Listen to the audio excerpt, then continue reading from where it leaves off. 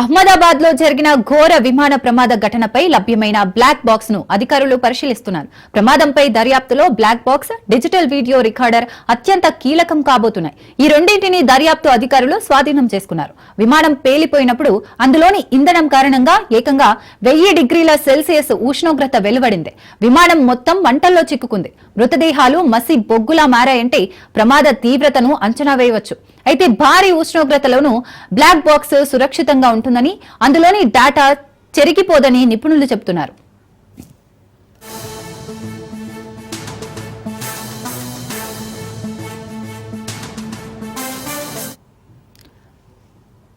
Black box లో ప్రధానంగా 2 భాగాలుంటాయి. ఒకటి ఫ్లైట్ డేటా రికార్డర్ FDR, మరొకటి cockpit voice recorder CVR.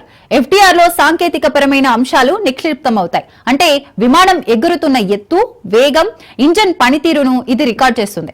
Cockpit లోని శబ్దాలు, సంభాషణలు CVR లో నమోదవుతాయి. టైటానియం లేదా స్టెయిన్లెస్ స్టీల్ తో బ్లాక్ బాక్స్ తయారు చేస్తారు. ఇది 1100 డిగ్రీల సెల్సియస్ ఉష్ణోగ్రతతో పాటు అత్యధిక ఒత్తిడిని సైతం తట్టుకోగలదు. అంతేకాకుండా ఇది వాటర్ ప్రూఫ్, నీటిలో 6000 కిలోమీటర్ల లోతులో కూడా 30 రోజుల పాటు భద్రంగా ఉంటుంది.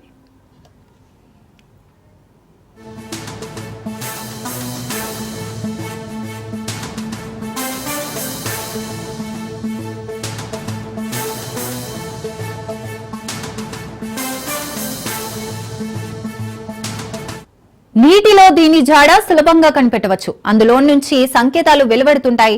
DVR అనేది బ్లాక్ బాక్స్ కంటే భిన్నమైనది. విమానంలోని CCTV కెమెరాల ఫుటేజ్ ఇందులో ఉంటుంది. విమానం కాక్పిట్, క్యాబిన్ లో ఈ కెమెరాలు ఏర్పాటు చేశారు. బ్లాక్ బాక్స్, DVR డేటాను ప్రత్యేక ల్యాబుల్లో ఫోరెన్సిక్ నిపుణులు విశ్లేషించబోతున్నారు. ఇందుకోసం ఢిల్లీలో ఇటీవలే digital flight data recorder, cockpit voice recorder labs ప్రారంభించారు. దెబ్బతిన్న రికార్డర్లను మరమ్మతు చేసి డేటాను వెలికితీసే సదుపాయం ఇక్కడ ఉంది.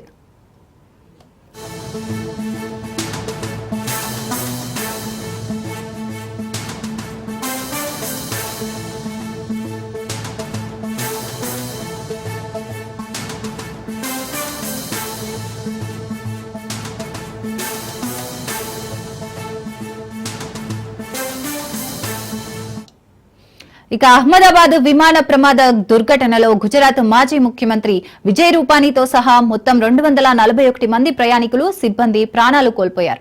ప్రమాద కారణాలను వెలికితీయడంలో ఈ బ్లాక్ బాక్స్ అత్యంత కీలకమైన ఆధారంగా మారనుంది. ఈ బ్లాక్ బాక్స్ ను ప్రమాద స్థలానికి సమీపంలోని ఒక భవనం పైకప్పుపై కనుగొన్నారు.